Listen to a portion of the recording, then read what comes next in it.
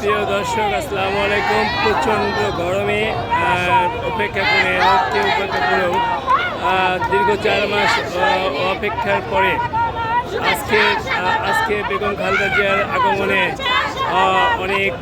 অনেক তার ভক্ত এখন রাজপথে দাঁড়িয়ে আছে। ঝড় মানে আপনার দেখছেন কীভাবে সবাই দলে দলে আসছে।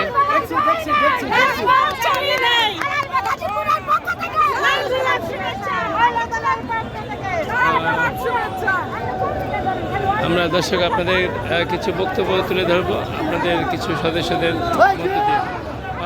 বক্তব্য কে দেবে?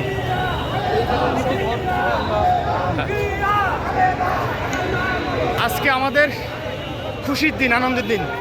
সাবেক 3 বারের সফল প্রধানমন্ত্রী, আমাদের গণতন্ত্রের মা, আমাদের আপসী নেত্রী গত 4 মাস আগে চিকিৎসার জন্য বিদেশে লন্ডনে গিয়েছিলেন। চিকিৎসা শেষে আজকে আমাদের মাঝে ফিরে আসবে, এর সাথে আনন্দের কিছু নেই। প্রথমে আল্লাহর কাছে শুকর আদায় করি, শুকর আলহামদুলিল্লাহ। বাংলাদেশ জাতীয়তাবাদী দল জিন্দাবাদ। আমরা দাঁড়িয়েছি বাংলাদেশ জাতীয়তাবাদী কর্মজীবী দলের পক্ষ থেকে। বাংলাদেশ জাতীয়তাবাদী কর্মজীবী দল সারা বাংলাদেশে অল্প সময়ের ভিতরে প্রত্যেকটা জেলায় যেভাবে পৌঁছে গিয়েছে, আশা করি খুব অল্প সময়ের ভিতরে সারা বাংলাদেশে ইনশাআল্লাহ আমাদের এই বাংলাদেশ কর্মজীবী দলের প্রচার করতে ইনশাআল্লাহ। এবং আগামী দিনে জাতীয়তাবাদী দল বিএনপিকে শক্তিশালী করতে এবং বেগম জিয়ার হাতকে শক্তিশালী করতে এবং তারেক রহমান হাতকে শক্তিশালী করতে বাংলাদেশ জাতীয়তাবাদী কর্মজীবী দল মাঠে ময়দানে থেকে শক্ত অবস্থানে ভূমিকা পালন করবে। ধন্যবাদ। আপনারা নির্বাচন চান না সংস্কার চান?